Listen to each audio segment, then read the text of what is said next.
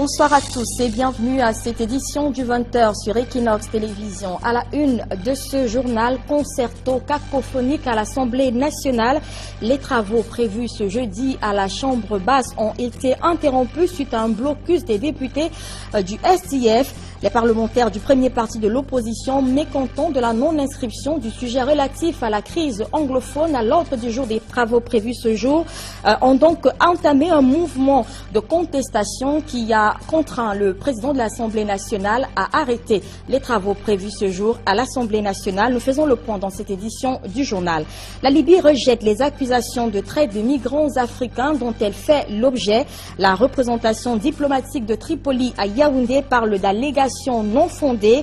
Au cours d'une conférence de presse donnée ce jour dans la capitale, l'ambassadeur de Libye au Cameroun a cependant rassuré que des enquêtes étaient en cours dans son pays pour faire la lumière sur cette affaire. Et puis hors de nos frontières en Libye, en Zimbabwe donc, au Zimbabwe précisément, Emerson Mnangagwa prêtera serment demain vendredi. Le remplaçant de Robert Mugabe a appelé à travailler pour la reconstruction de l'économie de son pays. Du côté de l'opposition, l'on pense qu'il faut privilégier donc la mise en place et l'organisation des élections transparentes et démocratiques dans les prochains mois. Voilà pour le sommaire, les détails, c'est dans un instant.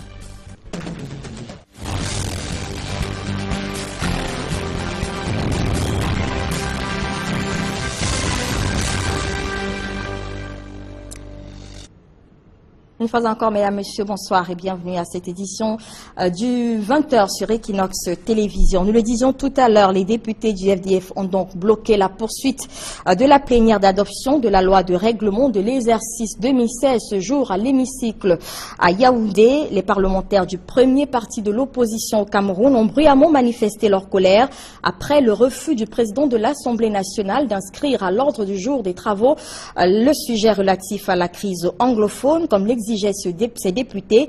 Un mouvement de contestation entamé après ce refus a contraint le président Kavehegui Gibril à mettre un terme prématurément aux travaux de ce jour. Des précisions avec Joël Essengel et Marcelin Gansop. Comme dans une cour de récréation, les députés du SDF chantent à tue-tête.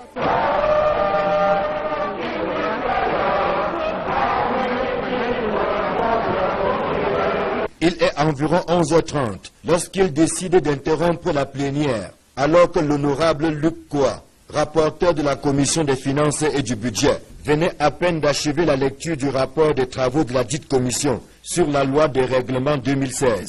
C'est alors que l'honorable Joseph Bananzem, président du groupe parlementaire SDF, monte au créneau pour exiger que le Parlement se préoccupe enfin de la crise anglophone.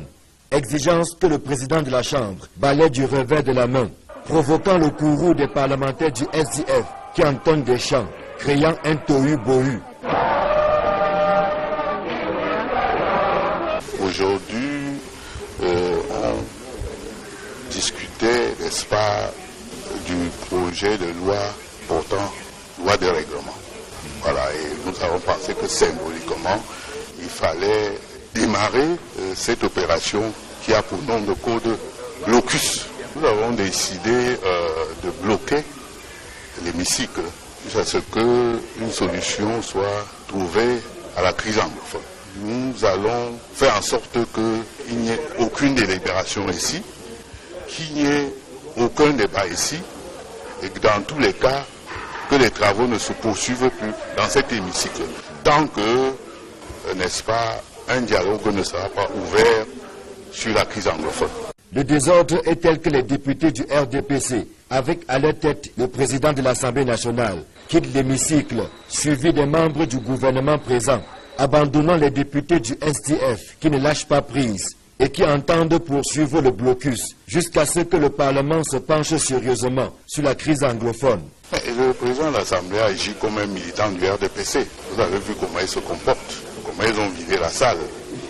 Mais en tout état de cause, nous continuons avec notre action. Cette opération va continuer jusqu'à la fin de cette session. À notre départ de l'hémicycle, le ministre Grégoire Oona, qui assure l'intérim du vice-premier ministre, Amadou Ali, venait d'entamer des pourparlers avec les parlementaires du SDF dans une salle quasiment vide. Ils ont commencé par un boycott, ils sont passés à la vitesse supérieure ce jeudi en boycottant donc la séance plénière, mieux, en bloquant les travaux ici à l'Assemblée nationale. Pour les députés du Social Democratic Front, point de débat tant que la crise anglophone ne sera pas posée sur la table. Et ajoutons à ce sujet que les pourparlers engagés ce jour entre le ministre Grégoire Oona et le groupe parlementaire du SDF ont accouché d'une souris. Les députés du Social Democratic Front ont réitéré leur engagement à bloquer les travaux de la session en cours tant que la question de la crise anglophone n'est pas débattue au Parlement en vue d'une sortie de crise. Le ministre Grégoire Oona, qui représentait pour la circonstance le vice-premier ministre en charge des assemblées, a regretté que le SDF soit passé donc à l'action sans donner du temps au président de l'Assemblée nationale de réfléchir sur cette question. Et justement, l'importance du dialogue calqué sur le modèle de la tripartite de 1991 était expliquée ce jour à Douala. Des figures connues de l'histoire politique du pays, notamment celles des années de 1990, se sont retrouvées ce jeudi dans la capitale économique. Objectif, revisiter les accords de 1991.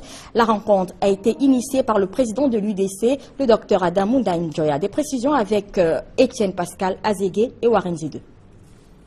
Un an après l'avènement du multipartisme au Cameroun, l'opposition camerounaise avait entrepris une démarche en vue de renverser le pouvoir en place. Les partis politiques de cette époque, une vingtaine au total, s'étaient alors constitués en groupe dénommé la tripartite. Le coordonnateur de la dite tripartite était Adamou Ndam-Njoya de l'Union démocratique du Cameroun. Nous sommes en 1991 et 26 ans plus tard, le coordonnateur du dit concept a encore fraîche en mémoire des mobiles et surtout de la mise sur pied de cette tripartite. Ce qui s'est passé, c'était passé en 1991, à la sortie d'une situation difficile du Cameroun, s'apparente un peu à ce que nous vivons aujourd'hui. C'est pour cela que il fallait que la plupart des Camerounais, les journalistes de tous les niveaux, et d'ailleurs même beaucoup qui avaient participé à la tripartite, sachent exactement ce qui s'est passé. Du terrain des manifestations, du terrain des villes mortes, au palais des congrès, à la salle qui sera baptisée salle de la tripartite, où on a passé en revue tous les problèmes qui se posaient au Cameroun. Le fait d'aborder le sujet après tant d'années est significatif pour le président national de l'UDC. L'histoire nous apprend beaucoup de choses. L'histoire passée, l'histoire présente, si je puis dire ainsi, les faits nous apprennent beaucoup de choses. Et souvent, comme l'être humain est oublieux, il oublie. Alors nous disons qu'il ne faut pas oublier. Et quand on se souvient, surtout de ce qui est positif, ce qui peut ouvrir les voies à la vie, à l'évolution, au progrès, on peut avancer. Certains témoins de cette période de braise de l'histoire du multipartisme au Cameroun se souviennent aussi de ce qui a contribué à l'échec de la tripartite dans son objectif de la cession à la magistrature suprême. Nous ne sommes plus allés à la tripartite en rang serré, comme cela se devait, et nous y sommes allés chacun de son côté. C'est-à-dire qu'il n'y avait pas une entente. En réalité, il n'y avait pas un mot d'ordre de l'opposition, en dehors du fait que, avant la tripartite, il y a eu la réunion avec le Premier ministre, mais qui n'a accouché que d'une souris. Le contexte politique de 1991 n'est pas également très loin de ce qui se passe dans les régions du sud-ouest et du nord-ouest, en termes de revendications. Il me semble que parmi les revendications par, on va dire, les leaders fédéralistes des régions du nord-ouest et du sud-ouest, il y a le besoin d'améliorer les conditions de vie des populations. Je dis que nous étions exactement dans la même logique. Les échanges de Douala, initiés par l'Union démocratique du Cameroun, tournaient autour de comment asseoir la culture de dialogue, des concertations et du consensus dans les mœurs pour l'ancrage de l'unité nationale au Cameroun. Et j'annonce que le président donc de l'UDC, le docteur Adamou Ndam-Njoya, sera notre invité dans la seconde partie de ce journal. Avec lui, nous reviendrons sur l'importance du dialogue, l'objectif donc de la rencontre de ce jour à Douala, mais également sur d'autres sujets d'actualité. Entretien à suivre à la fin de cette édition du journal. Tout à fait autre chose à présent, alors que les condamnations véhémentes du sort des migrants africains en Libye se multiplient à travers le monde, le représentant de Tripoli au Cameroun rejette les accusations dont son pays fait l'objet depuis quelques semaines. À en croire le diplomate libyen, rien ne prouve que les images diffusées sur des télévisions ces derniers jours viennent de la Libye. Le diplomate Kamis Mohamed Lama ajoute cependant que des enquêtes sont ouvertes en Libye pour faire la lumière sur cette affaire de traite de migrants africains dans son pays. Des précisions avec Gizogo. Clouée au pilori depuis la diffusion des images de vente des migrants comme esclaves, la Libye réagit. Son ambassadeur au Cameroun s'est exprimé à Yaoundé au cours d'une conférence de presse. Premièrement, jusqu'à maintenant, rien n'a été prouvé que ce reportage se passe en Libye. Rien. Ce sont de présomptions et actuellement le gouvernement a pris ça au sérieux parce que la Libye n'accepte pas ce qui se passe. La Libye n'accepte pas toute atteinte, que ce soit aux citoyens libyens et surtout à nos hôtes, que ce soit africains ou autres. Néanmoins, le diplomate indique qu'une enquête est ouverte par Tripoli avec à terme la traduction en justice des coupables si ces faits étaient avérés. Le gouvernement a pris ça au sérieux. Il y a une commission d'enquête qui a été constituée au niveau gouvernemental, au niveau du gouvernement, et une cellule de crise à haut niveau a été constituée au ministère des Affaires étrangères. Cette cellule travaille 24 heures sur 24 heures avec les ambassades libyennes qui sont en Afrique et avec les ambassades africaines qui sont actuellement accréditées en Libye et toutes les organisations humanitaires internationales. Nous travaillons actuellement pour enquêter sur cette affaire et s'il y a des personnes ou des parties qui seront impliquées, que ce soit libyennes ou étrangères, ils passeront en justice pour recevoir les punitions qui leur sont adéquates. Pour l'heure, le pays de Muammar Kadhafi se montre outré des attaques perpétrées contre ses représentations diplomatiques. Tous les Libyens rejettent l'esclavage qui va à l'encontre de nos valeurs humaines, de notre culture. Nous condamnons l'encerclement de certaines représentations diplomatiques libyennes en Afrique, car elles bénéficient d'une immunité diplomatique. Les États doivent protéger nos diplomates. Au-delà, le représentant libyen à Yaoundé soutient que son pays a toujours été une terre d'accueil. La Libye a été toujours un pays accueillant, que ce soit pour l'Afrique, pour les Arabes ou pour toutes les nationalités. Durant 40 ans, la Libye a donné à l'Afrique plus qu'elle a donné à la Libye elle-même. Nous avons investi dans beaucoup de pays africains, nous avons fait des projets communs, nous avons constitué des commissions mixtes avec les Africains et l'Afrique a été toujours, et la Libye a été toujours une partie intégrante de l'Afrique. Le seul hic, reconnaît-il, c'est la période d'incertitude que traverse la Libye. Mais là encore, le diplomate libyen voit la faute ailleurs. En clair, dans l'affaire des migrants africains en Libye, pour Tripoli, une seule option est entendue actuellement, l'enfer, c'est les autres. Parlons santé à présent. Ce chiffre inquiétant, plus de 3000 centres de santé implantés sur le territoire camerounais exercent dans l'illégalité. Cette information inquiète encore plus lorsqu'on apprend que 12 ou 17 seulement autorisations ont été délivrées cette année à des promoteurs de centres de santé dans le pays. Voilà qui pourrait donc confirmer que la santé est devenue un véritable business et rentable dans notre pays. Des précisions dans ce reportage signé Claude Decoy et Gladys Sidji.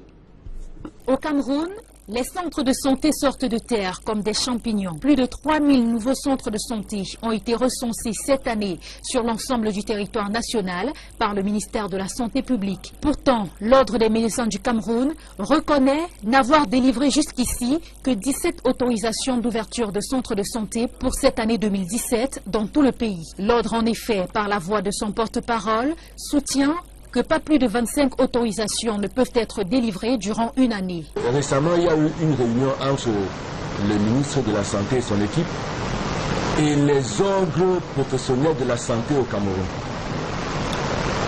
En conclusion de cette réunion, plus de 3000 centres de santé ont été diagnostiqués et repérés dans l'ensemble du territoire camerounais.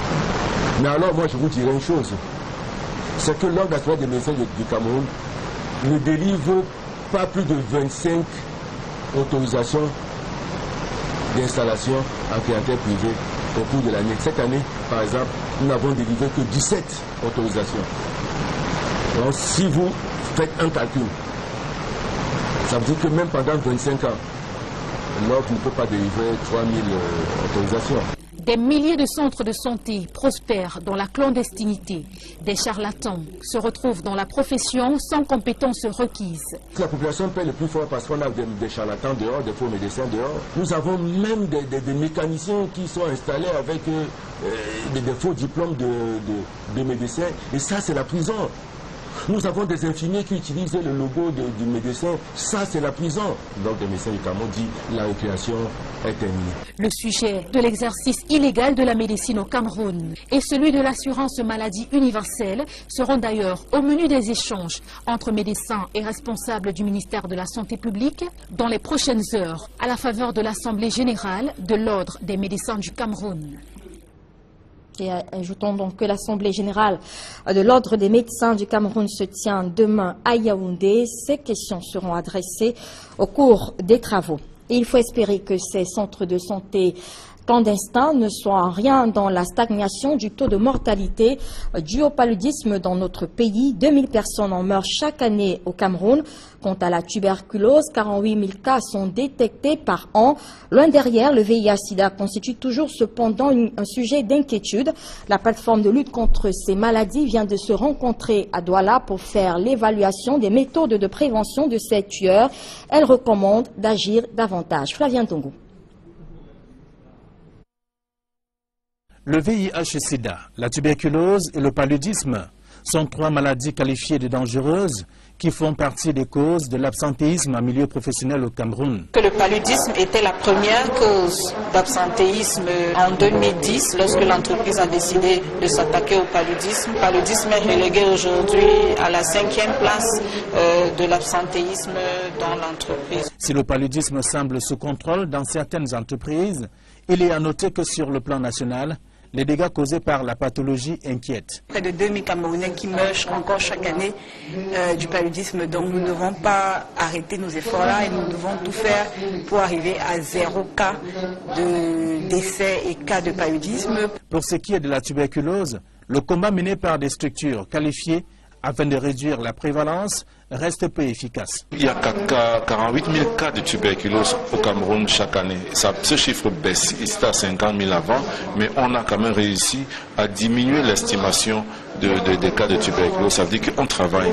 Le VIH-Sida, quant à lui, reste une préoccupation majeure pour le comité national créé pour contrecarrer l'un des tueurs du siècle. Autour de 3,9%, ça c'est les projections IPP Spectrum. En termes de personnes vivant avec le VIH, c'est 560 000 personnes qui vivent avec le VIH.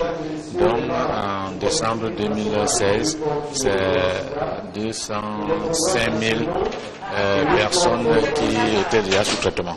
Toutes ces actions qui ont pour but la réduction, sinon l'éradication de ces maladies, sont une conjugaison des efforts des secteurs privés et publics.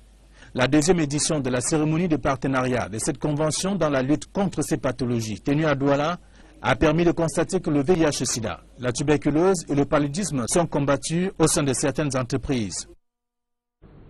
L'actualité hors de nos frontières à présent, Zimbabwe, de retour de son pays depuis hier, Emmerson Mnangagwa prêtera serment demain vendredi. Il a invité le Zimbabwe à travailler afin de développer l'économie du pays. Un discours séduisant dont se méfie cependant le MDC, le principal parti de l'opposition, dirigé par Morgan Tsvangirai, soutient que Emmerson Mnangagwa est un proche de Robert Mugabe et habitué du système. Pour ce parti, il faut davantage travailler à organiser des élections démocratiques transparentes dans les prochains mois. Pour de précisions, dans ce reportage de Sylvestre Hippolyte Zangaou. Aujourd'hui, nous voyons naître une nouvelle démocratie au Zimbabwe. Voilà les premiers propos d'Emmerson Mnangagwa face à ses partisans après son arrivée à Harare. La volonté du peuple vaincra toujours, a ajouté celui que l'on surnomme le crocodile. Le vice-président du Zimbabwe est notamment revenu sur l'économie du pays, alors que l'activité tourne au ralenti, l'argent manque et le chômage touche 90% de la population. D'où cet appel d'Emerson Mnangagwa, avant même son investiture prévue ce vendredi. J'en appelle à tous les Zimbabwéens patriotiques de se rassembler, de travailler ensemble. Personne n'est plus important que l'autre. Nous sommes tous des Zimbabwéens. Nous voulons développer notre économie. Nous voulons la paix et nous voulons du travail, a-t-il lancé. Face à ce discours, le jeune militant de la ZANU-PF, séduit, affirme qu'il faut lui donner une chance. Mais pour l'opposition, Emerson Mnangagwa n'est rien d'autre qu'un pilier du système Mugabe. Le MDC de Morgan Tsvangirai soutient que la transition qui s'annonce doit s'attacher à organiser des élections en juin 2018, comme le prévoit la constitution zimbabwéenne. Douglas Monzora, le secrétaire général du mouvement pour le changement démocratique, explique que le principal parti d'opposition du pays n'a pas participé à la chute de Mugabe pour la beauté d'un geste quelconque. Il est question de changer le système établi par celui qui a dirigé le pays durant 37 ans. D'autant que la constitution au Zimbabwe prévoit qu'en cas de démission du président de la République, c'est le parti qui a la majorité à l'Assemblée nationale qui a la latitude de désigner le chef de l'État qui va assurer l'intérim durant 90 jours avant l'organisation de nouvelles élections. C'est donc pourquoi, malgré son limogeage du poste de vice-président par Robert Mugabe, Emerson Mnangagwa, qui a été porté à la tête de la ZANU-PF et désigné par le parti, sera investi président de la République. Du sport à présent, Coupe du Cameroun de football. Les deux finalistes de cette compétition se trouvent déjà à Yaoundé en attendant bien sûr la confirmation de la date de la prochaine finale qui devrait cependant en principe se disputer ce dimanche.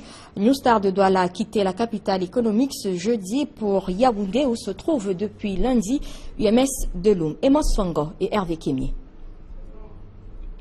Et je vous parlais donc de cette Coupe de Cameroun, notamment de la finale qui devra se disputer ce dimanche en principe. New Star de Douala, l'un des clubs finalistes de la compétition, a quitté la capitale économique ce jeudi pour Yaoundé. Et à Yaoundé, nous retrouvons donc UMS de Loum depuis lundi dernier. Et Mosfongo et RVK reviennent sur ces deux clubs. La mobilisation était spéciale ce matin au siège de New Star de Douala. Le club finaliste de la Coupe du Cameroun fait fi du mystère qui entoure l'annonce de la date officielle de la finale de la Coupe du Cameroun pour prendre la direction de la capitale Yaoundé afin de mettre la dernière touche à la préparation de cette finale contre UMS de Loum. La page de la déconvenue de 2012 est tournée sur les nouvelles étoiles de la ville de Douala.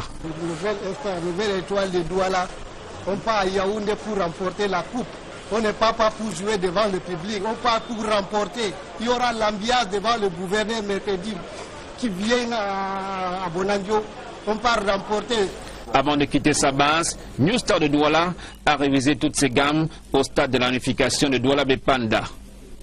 Si l'échec de 2012 était un vrai cauchemar pour les joueurs et dirigeants, la génération de 2017 veut marquer l'histoire du club en remportant le premier trophée majeur de l'équipe depuis sa création, dans un état d'esprit de guerrier. L'état d'esprit est au beau fixe, tout le monde est confiant. Nous savons que nous avons une dure partie qui nous attend, parce que UMS de Loum, ce n'est pas une équipe facile à manœuvrer, mais nous sommes préparés pour, et nous restons confiants en nos capacités. Pour l'entraîneur en chef, Ndiam Laurent, il faut résoudre l'équation UMS de Loum. Il faut jouer au foot, il faut résoudre l'équation. Je ne vais pas ici me mettre à vous expliquer ce qu'il faut faire alors que je dois représenter ça sur le terrain. Nous avons joué contre une équipe qui a eu 4 points sur le championnat, qui a eu beaucoup de bonnes directives dans le jeu, qui a beaucoup de décrochage, qui a eu force et vitesse, qui utilise très bien le ballon. Une équipe très difficile à jouer. Malheureux finaliste en 2012, New Star de Douala rêve de toucher le Graal cette année.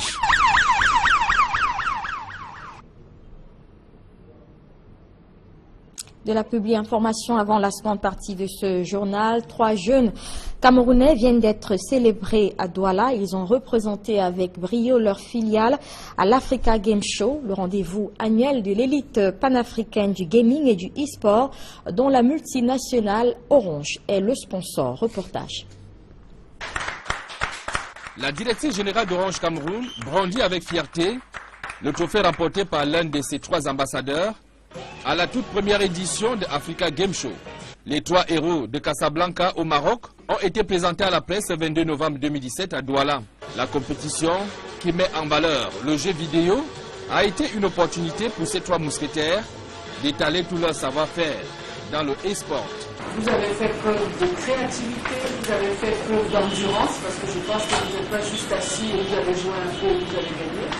Vous avez fait preuve de ténacité, toutes ces valeurs que nous sommes fiers d'accompagner. On voit à travers ça que le digital transforme complètement notre vie.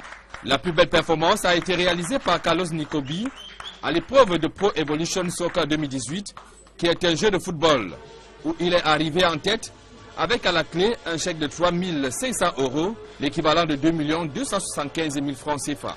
Je suis sorti vainqueur avec une très belle victoire par nous combattions les Ivoiriens. C'est vrai que ça a souvent été très difficile, mais ça s'est très bien passé avec un score de 6-1 en finale.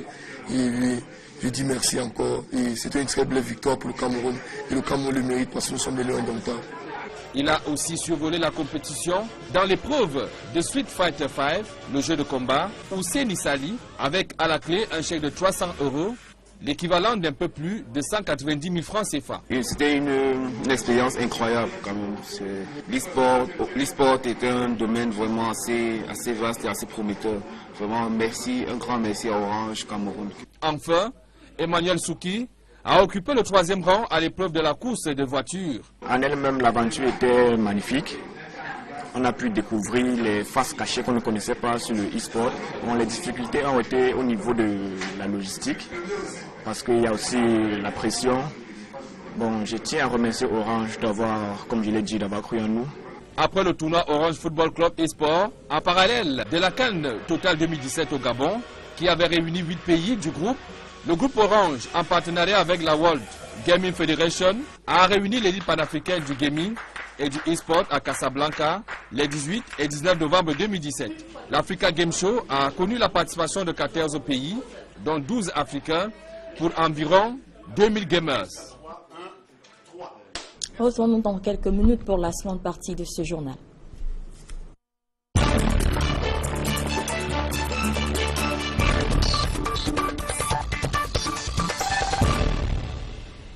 Je le disais tout à l'heure, notre invité ce soir, c'est le docteur Adamou Ndamjoya, président de l'UDC, l'Union démocratique du Cameroun. Bonsoir docteur et bienvenue sur notre plateau. Bonsoir.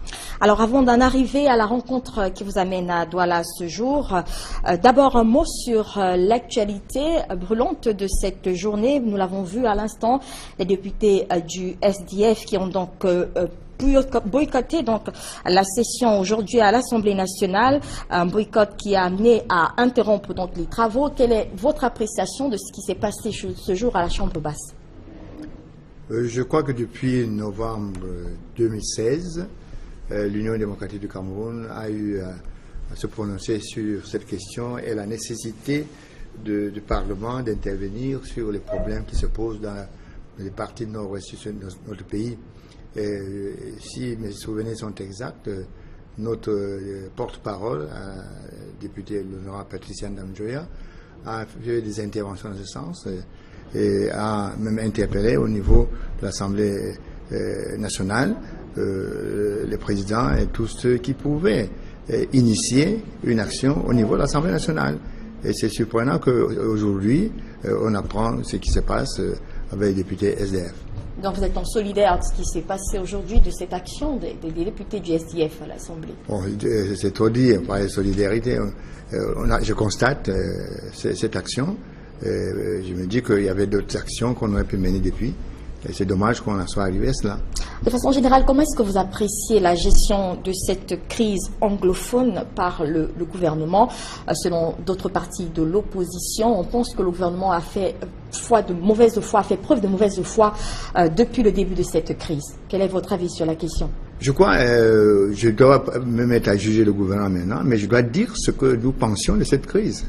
Nous savions, je crois, les Camerounais de bonne foi le savent, qu'il y a des solutions à cette crise.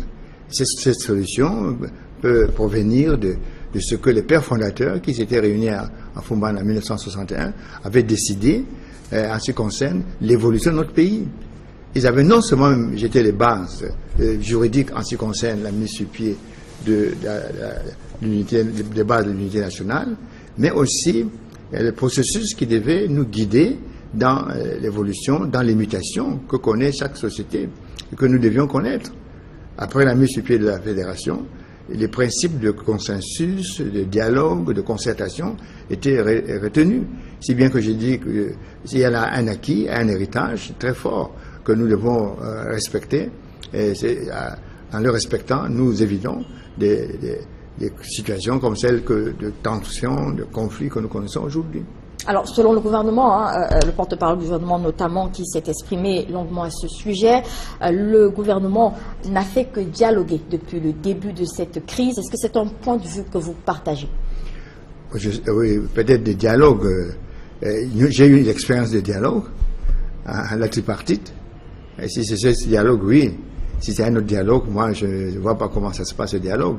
Le dialogue à la tripartite, c'est que les partis intéressés se retrouvent autour d'une table, on échange, on pose des problèmes, on cherche des solutions, on s'entend. Parce que dans le fond, nous partageons quelque chose de très fort. Nous appartenons à une nation, nous appartenons à un État qui est une république.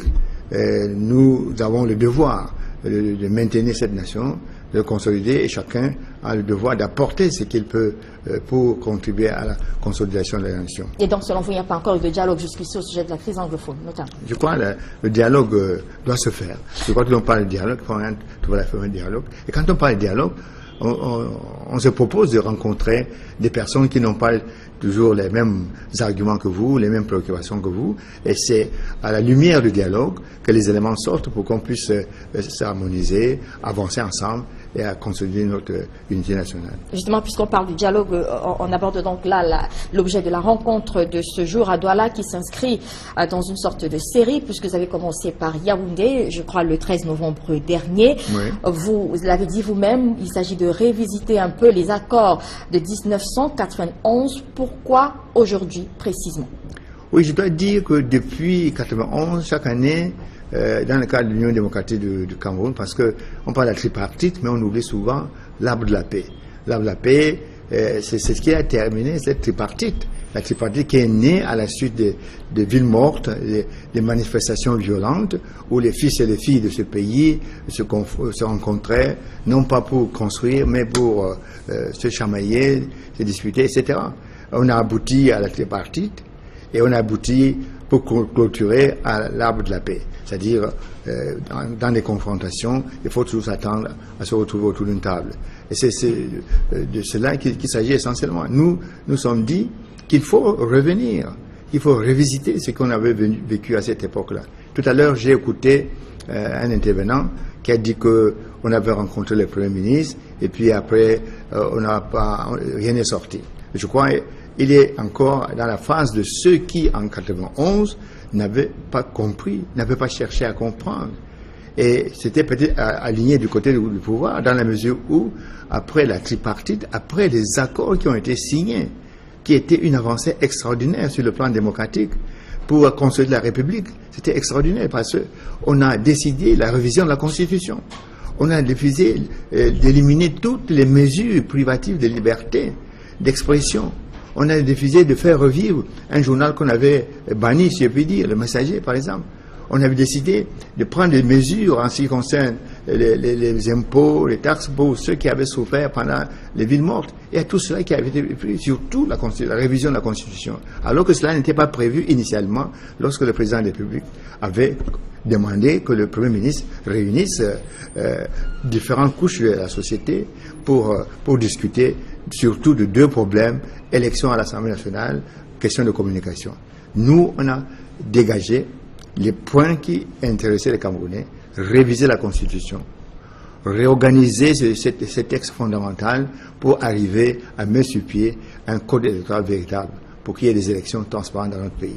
Alors, beaucoup n'ont pas compris, et je crois être ici, comme nous avions à Yaoundé le 13, c'est pour permettre que les Camerounais comprennent, réalisent qu'on peut être en conflit, on peut être opposé, on peut se battre, mais en fils et filles d'un même pays, on finit toujours par se retrouver pour construire. Mais il me semble que l'élément déclencheur de ces rencontres que vous organisez depuis quelques jours, c'est bien sûr la crise anglophone.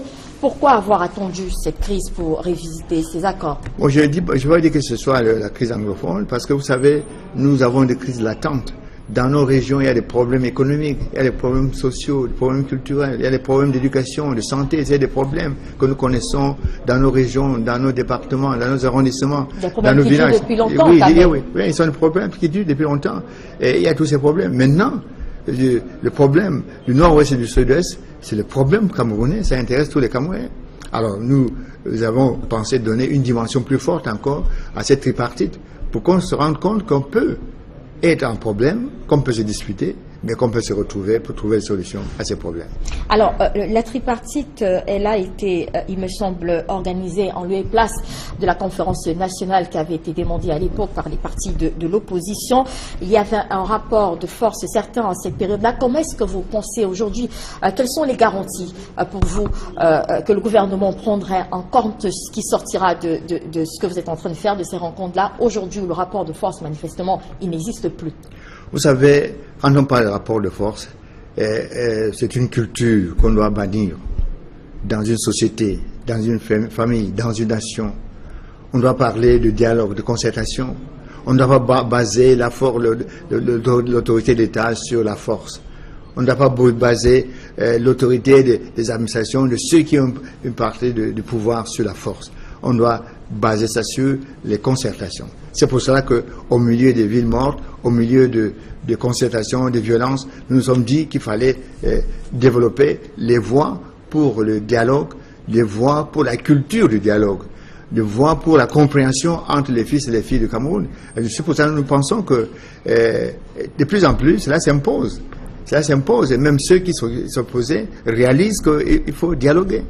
Et je crois que tout le monde parle de dialogue. Maintenant, il faut voir dans quelles conditions, comment organiser le dialogue. Et pour cela, nous disons qu'il y a des expériences qu'on a vécues. On a vécu au sortir de la domination étrangère, avec la conférence de Fouman pour la réunification. On a vécu ça en 91, comme on a dit, où les Camerounais, de tous, la société civile, les médias, les hommes d'affaires, les partis politiques de l'opposition, les partis politiques du gouvernement, et tous les gouvernants se sont retrouvés pour dialoguer, d'où c'est possible. Alors, vous parlez de dialogue. À la fin, il y a bien sûr des résolutions qu'il faut prendre et qui doivent être appliquées. Est-ce que vous êtes satisfait? Vous avez noté tout à l'heure beaucoup d'avancées à la suite de la tripartite de 1991, mais il reste que des résolutions principales qui en sont sorties, par exemple l'élaboration d'un code électoral consensuel, il y a eu la Constitution. Jusqu'aujourd'hui, est-ce que vous êtes satisfait de ces deux grandes résolutions? Non, être satisfait, non. Il y a des éléments qui demeurent. Nous avons toujours ce problème de code électoral. Nous avons ce problème de la Constitution. La Constitution, c'est quoi? Ce qui a été retenu pendant la tripartite, c'était que le mandat présidentiel, un mandat de 5 ans, renouvelé une seule fois. Nous avions retenu aussi le principe d'avoir un Premier ministre émanant des élections législatives et qui va conduire la politique, et non pas un Premier ministre qui assiste le Président de la République. Nous avons pensé aussi que le Président de la République, une fois élu, ne peut plus être président de parti. Nous avons pensé qu'il fallait mettre sur pied, non pas la Chambre des comptes, mais la Cour des comptes, que le Conseil constitutionnel devait fonctionner. Nous avons pensé aussi qu'un ensemble de mesures en ce qui concerne la liberté d'expression, etc., devaient être prises. Nous avons pensé que la situation des partis politiques devait être clarifiée. Et on devait aboutir à tout cela. Nous disons que c'est ces réalités-là que nous vivons actuellement. Cela a pris 20 ans. Cela a pris un peu plus de 20 ans. Ça veut dire que le dialogue que vous entamez aujourd'hui pourra prendre 20 ans pour trouver des solutions. Non, je dirais ça va attendre 20 ans parce qu'il y a des impondérables, il y a des imprévus, il y a des situations qui peuvent parvenir. Nous ne savons pas. Mais nous disons que nous devons continuer à faire ça. Mais je crois aussi qu'il y a une partie de responsabilité des uns et des autres. Que ce soit les acteurs politiques qui réagissent, parce qu'en 1991, beaucoup pensaient que le fruit était mort, qu'on allait le cueillir en partant de la rue. L'UDC n'a jamais retenu cela. Nous avons dit qu'en politique, il faut se considérer comme un coureur de fond, avec des points de vitesse. Et si tu veux aller très vite, tu ne vas pas arriver, tu vas finir par t'essouffler. Et je crois beaucoup que ce sont s'essouffler. Parlons un peu des échéances électorales à venir. Déjà avec cette nouvelle proposition qui a été faite par le président de la République, Paul Biya, ce jour, qui a décidé, qui propose, on va le dire ainsi, de passer de 35 milliards en ce qui concerne le budget des échéances électorales à venir à 50 milliards. Est-ce que vous pensez que c'est un budget réaliste pour les échéances de 2018? Oui, je pense qu'il faut voir comment se distribuer ce budget. On voit les séances de 2018, il y a les municipales, il y a les législatives, il y a les présidentielles. Après les législatives, il y a les sénatoriales, je crois. Il faut voir comment ça se distribue, ça s'organise. C'est sur cette base-là qu'on peut se prononcer. Peut-être que ce sera un peu plus, peut-être que ce sera moins. Parlons justement des présidentielles. Qui sera le candidat de l'UDC? Bon, vous savez, les candidats, ça ne se défile pas comme ça. Et on peut dire que le parti politique sera aux élections présidentielles. C'est déjà beaucoup. Vous y serez? Le parti sera aux élections. Alors, en ce qui concerne la sénatoriale, vous allez également prendre part à cette élection. Il faut noter justement, on parlait tout à l'heure de la Constitution. Les sénateurs sont arrivés un peu comme un cheveu dans la soupe au Cameroun. On n'a pas suivi les préalables pour ça, les conseils régionaux qui étaient prévus, les délégués départementaux. Est-ce que vous êtes prêts à prendre part à la prochaine sénatoriale dans ces conditions? Vous savez, les sénatoriales dépendaient d'un certain nombre de mesures, des élections qui devaient avoir lieu au niveau municipal, au niveau des régions. Nous n'avons pas encore les régions. Nous n'avons pas encore nos régions, il faut les régions. Ce qui veut dire que dans le fond, notre participation aux consultations électorales, dans le jeu politique de notre pays, c'est sur le fond des préoccupations, à savoir la modification du code électoral. Parce que quand on parle des élections sénatoriales, on doit avoir effectivement des élections sénatoriales et non pas une partie des sénateurs qui sont nommés. On doit finir avec cela. Il ne doit pas être nommé. Tout le monde doit être élu. Et il y a un problème de circonscription électorale. Et les circonscriptions doivent cadrer avec les départements. On ne doit pas affecter 10 sénateurs à chaque région. Ce qui ne répond pas à nos réalités. Quand on voit sur le terrain le nombre d'habitants suivant les régions, ou les superficies des régions. On doit partir sur d'autres bases. Et c'est ce qui est dans notre programme. Si même on doit participer à des élections. Et en attendant, nous disons qu'absolument, il faut qu'il y ait une modification en ce qui concerne le code électoral. Mais vous allez participer aux élections? Nous avons toujours participé aux élections. Vous allez confier. Alors, l'autre actualité, c'est également la situation au Zimbabwe, avec le départ de Robert Mugabe ces derniers jours, la démission plus précisément. De façon globale, comment est-ce que vous appréciez ce qui s'est passé dans ce pays? Bon, j'ai dit que c'est toujours regrettable d'en arriver à cela dans nos pays africains, et si bien qu'on considère que ces situations n'arrivent qu'aux pays africains. Et c'est pour ça que nous disons qu'il y a tout un problème à résoudre. Il y a toute une situation qu'on doit vraiment développer dans notre pays, c'est-à-dire créer des conditions de mutation, d'évolution, de transition pacifique. Et puis on a des leçons. Même Mandela nous donne une bonne leçon. Aïcha nous a donné une leçon. Senghor nous a donné une leçon. Il y a des leçons, il y a des références. Alors qu'on doit, prendre conscience de tout cela et s'organiser. Et dans le fond, pour dire que une nation, ce sont des générations. On doit s'organiser pour que les générations se suivent, se développent et pour que la nation prospère. Les situations ne sont pas les mêmes dans tous les pays, mais à votre avis, de façon générale, pourquoi est-ce que les chefs d'État d'Afrique, notamment d'Afrique centrale, ont du mal à quitter le pouvoir, ce qui est observé? Il faut leur demander. Pourquoi ils ont quitté le pouvoir? Il faut leur demander. Vous qui êtes un acteur de la scène politique, vous qui avez certainement une meilleure appréciation de la politique que nous, pourquoi est-ce qu'à votre avis, il reste accroché? L'opposition, par exemple, ne fait pas son travail. Il faut que l'armée intervienne avec des coups de force pour vous aider. On ne devrait pas avoir besoin de ça. C'est pour ça qu'à l'Union démocratique du Cameroun, nous nous battons depuis. Depuis qu'on a créé cette formation politique, on a posé le problème de fond en ce qui concerne la Constitution, en ce qui concerne le code électoral qui va être initié à partir de la Constitution, pour créer les conditions de transition démocratique dans le pays, pour faire des transferts de changement en ce qui concerne l'exercice des différents pouvoirs à différents niveaux. Et je pense que c'est une question de culture, c'est une question d'éducation. On doit développer cela. Et puis si je dis cela, je n'ai pas commencé cela aujourd'hui. J'ai commencé ça quand j'étais à l'université ou bien quand je me suis retrouvé responsable gouvernemental. J'avais développé l'idée de nouvelle éthique de l'éducation et l'éducateur. C'est-à-dire que on soit formé, on soit éduqué, les jeunes, les moins jeunes, pour être des citoyens responsables et réaliser que dans n'importe quel poste où on se trouve, on a une mission fondamentale. C'est d'œuvrer pour rendre les populations heureuses et vertueuses. Vous faites partie de ceux qui estiment que l'Afrique a été un peu surprise par la démocratie? Pas surprise, peut-être il n'y a pas eu assez de sages. Nous avons une sagesse africaine forte qui permet d'apprécier les situations, d'évoluer. Nous n'avons pas peut-être eu des intellectuels qui réfléchissent, parce que ce qui nous manque aussi beaucoup en Afrique, c'est cette absence de réflexion, d'interrogation, de critique. Mais on est entré dans le système, on se met à consommer, on ne travaille pas pour produire.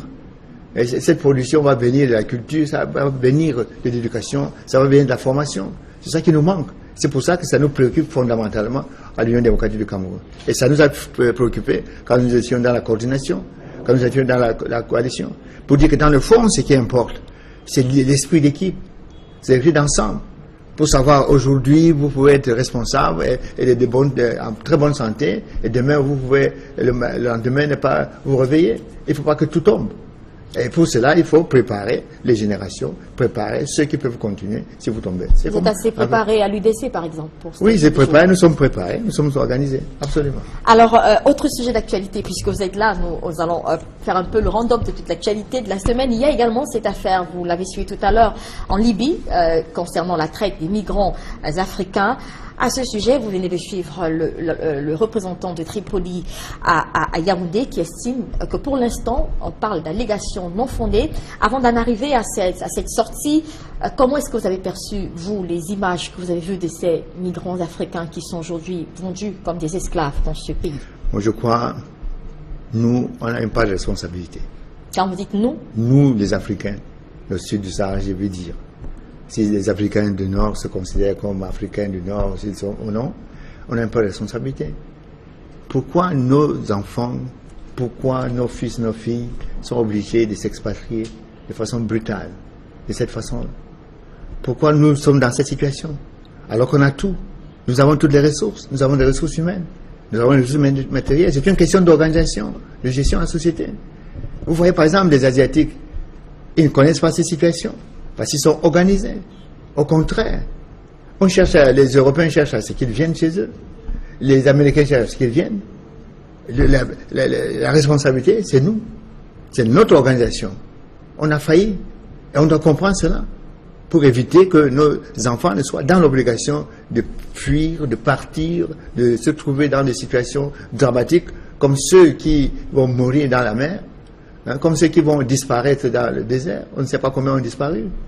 D'où il y a ça. On doit prendre conscience de cela et s'organiser. Ce ne sont pas les moyens qui nous manquent.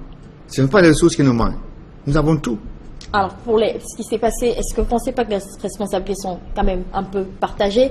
Par exemple, quelles sont les mesures que vous proposez aujourd'hui pour ramener, par exemple, ces enfants qui sont, ces Camerounais qui sont captifs en Libye, et aussi pour faire peut-être pression sur ce pays? Le président français a fait une sortie hier, il a appelé l'ONU à réagir. Comment est-ce que vous pensez qu'on pourrait faire justice à ces personnes qui ne voulaient que se retrouver dans un pays en paix? Oui, je crois que nous sommes organisés en Afrique. Il y a l'Union africaine. Qui n'a pas beaucoup réagi. Oui, qui n'a pas réagi, justement, parce que nous sommes dépendants de l'extérieur. Nous sommes dépendants des autres. C'était le même problème qui se pose. Je crois que ça va nous réveiller, nous faire prendre conscience que nos institutions, nous devons les organiser, les financer, les mettre en marche, pour qu'elles accomplissent les missions que nous sommes en train d'attendre d'elles. Il y a cela. Pour que ce ne soit pas le président français qui vient intervenir pour appeler à l'ONU, l'intervention de l'ONU, etc. C'est ça. C'est le problème de fond. Est-ce que des générations et des générations vont continuer dans cette voie-là? Si on ne bouge pas, si on ne s'organise pas, on ne s'en sortira pas. Là, je reviens du Gabon. J'étais à Libreville, où il y a une réunion des maires des États de la CEMAC pour voir ce qu'on peut faire dans nos communes, c'est-à-dire pour responsabiliser les populations, pour mobiliser les populations dans le développement au niveau local, pour donner les facilités. On parle de la décentralisation, on parle de transfert de compétences. On a initié, mais c'est comme si la machine s'est grippée. On a commencé à transférer les compétences, mais on a transféré par les ressources. Il faut qu'on donne les ressources. Là, on va organiser. Les jeunes qui sortent de nos villages, les jeunes qui sont démunis quand ils arrivent en ville, ne vont plus sortir. Ils seront occupés, il y aura des activités. C'est ça. Il y a toute une solution qu'on doit développer en profondeur. Et ça, en permanence. C'est ça le véritable problème. Il ne faut pas se mettre à être un peu de façon superficielle, se plaindre que voilà, ils font ceci, ils font cela. Ils font cela pourquoi? Pourquoi on en est arrivé à ça? Qu'est-ce qu'on fait pour éviter ça? Et on peut éviter. La faute donc au gouvernement africain, vous dites? Absolument.